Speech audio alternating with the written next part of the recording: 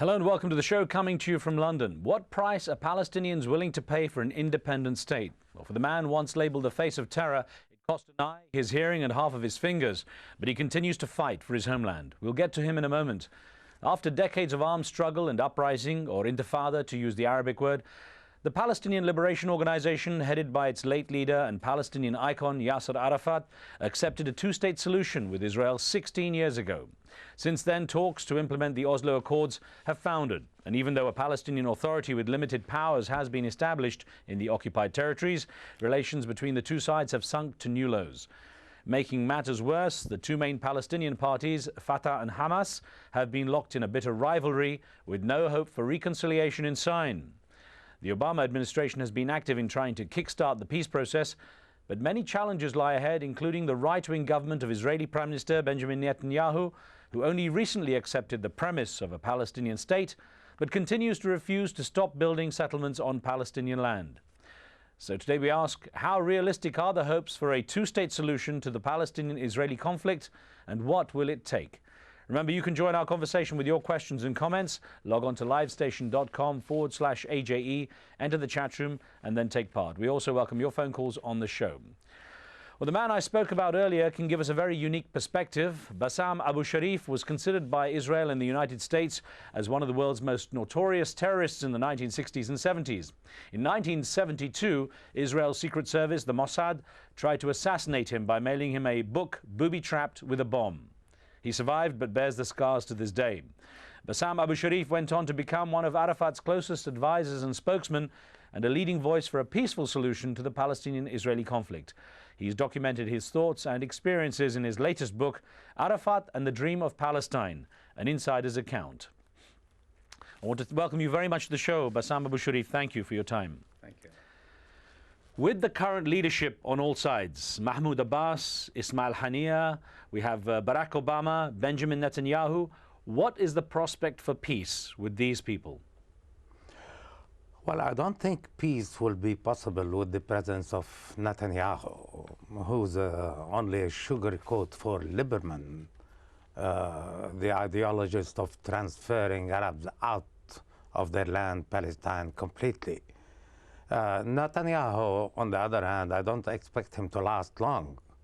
The last time he was elected, he did not sustain for a long time, and I don't think he will sustain this time for a long time, unless war erupts in the Middle East because of Netanyahu. Netanyahu is a man who has a lot of complexes, including his complex towards his brother Jonathan, who was a military, while Netanyahu had never been a military. He doesn't have a military background.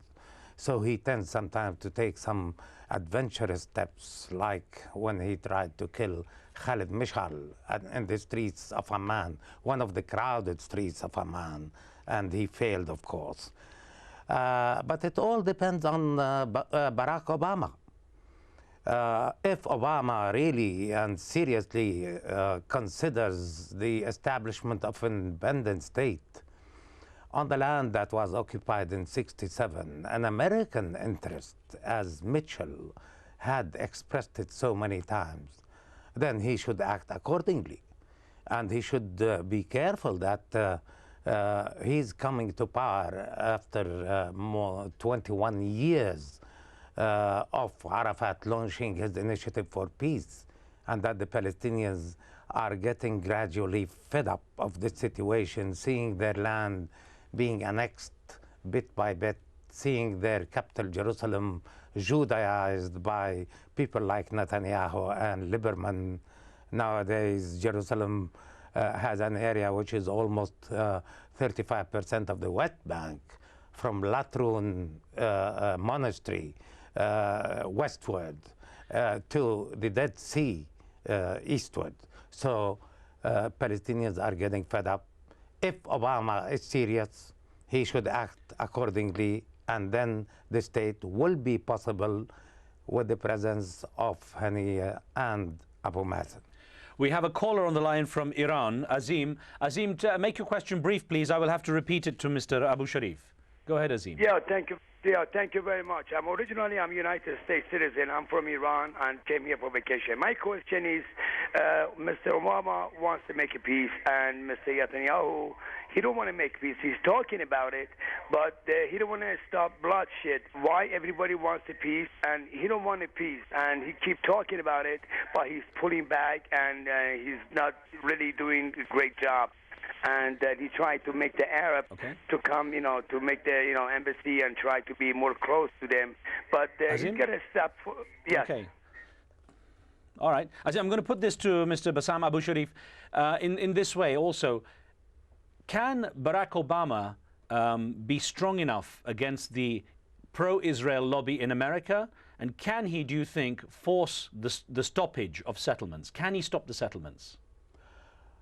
Well, Barack Obama needs the state as an interest of the United States, because without a Palestinian independent state, viable and with continuity on the areas that were occupied in '67, the American interests will not be served in this region.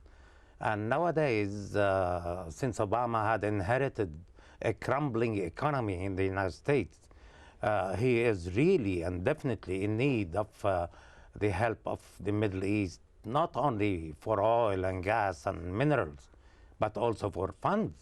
In order to have the United States economy back on its feet, he would need definitely the Arab funds. And the Arabs will not be ready to give these funds to the United States without accepting their own initiative, which is the Arab Initiative for Peace, and establishing an independent Palestinian state.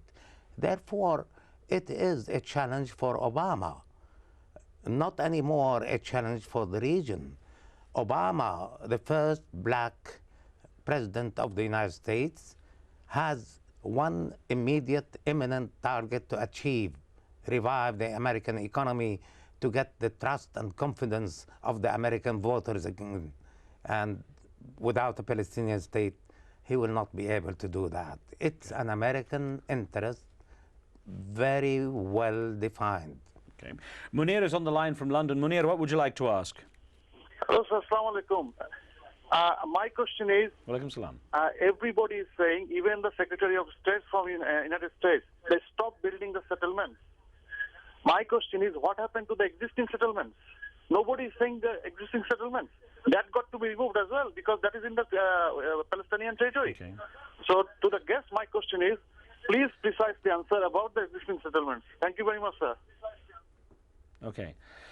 Mr. Abu Sharif, our viewer is asking about the existing settlements. He says it's one thing to stop new settlements. What happens to the settlers who are there right now?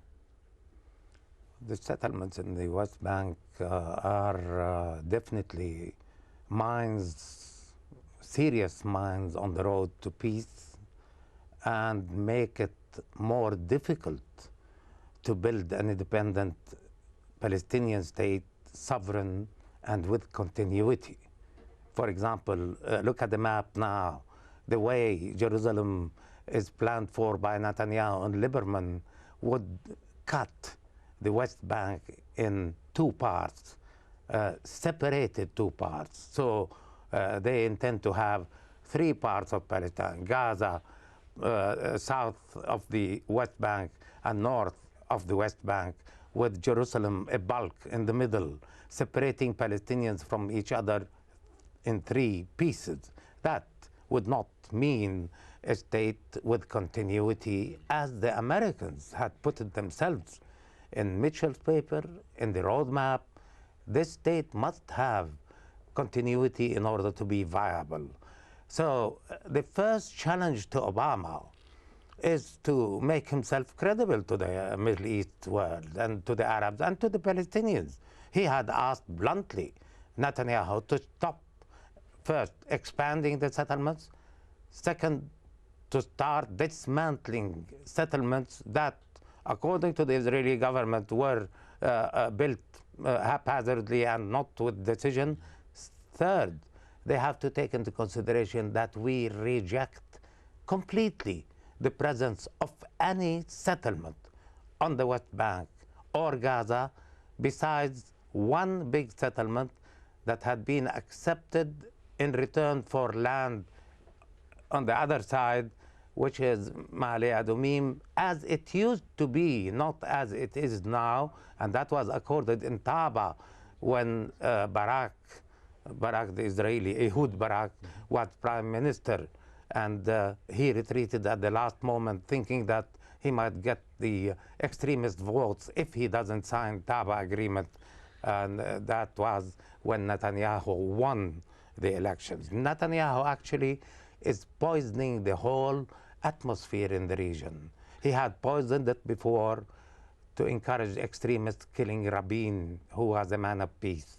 And now he's encouraging extremists probably to kill Ehud Barak, who is a possible player in the peace game. Well, sir, I'm going to take a very short break here. We're going to pause, but as we pause, let me remind you, you can join the conversation with your questions and comments. Just log on to livestation.com and enter the chat room. There's a debate taking place in there right now. As you can see, we'll be right back.